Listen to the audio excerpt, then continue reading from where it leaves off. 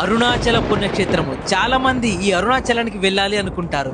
ఈ అరుణాచల పుణ్యక్షేత్రము తమిళనాడులో తిరువణామలలో ఉంటుంది. ఈ అరుణాచలానికి వచ్చిన ప్రతి ఒక్కరూ గిరి ప్రదక్షిణ చేస్తారు. ఈ గిరి ప్రదక్షిణ 14 కిలోమీటర్లు ఉంటుంది.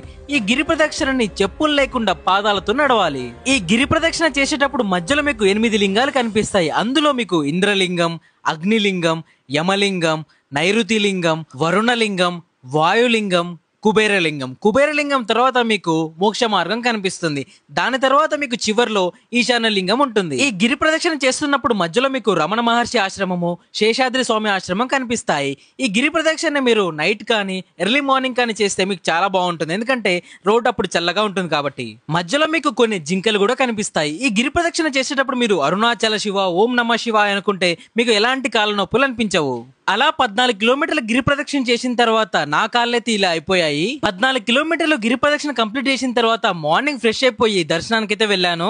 ఆ శివయ్యని దర్శనం చేసుకున్న తర్వాత మీరు గిరి ప్రదక్షిణ చేసిన కాళ్ళ నొప్పులన్నీ మాయమైపోతాయి. మధ్యలో మన తెలుగు వాళ్ళు కనిపించి గుర్తుపట్టి ఫొటోస్ అయితే తీసుకున్నారు. నాకు చాలా హ్యాపీ అనిపించింది. మరి ఈ అరుణాచల గిరి ప్రదక్షిణ మీరు ఎవరితో చేయాలనుకుంటున్నారో వాళ్ళకైతే ఈ వీడియోని షేర్ చేయండి. ఈ అరుణాచల ఆలయం గురించి ఫుల్ వీడియో నా యూట్యూబ్ ఛానల్ లో పెట్టాను, అక్కడ చూసేయండి.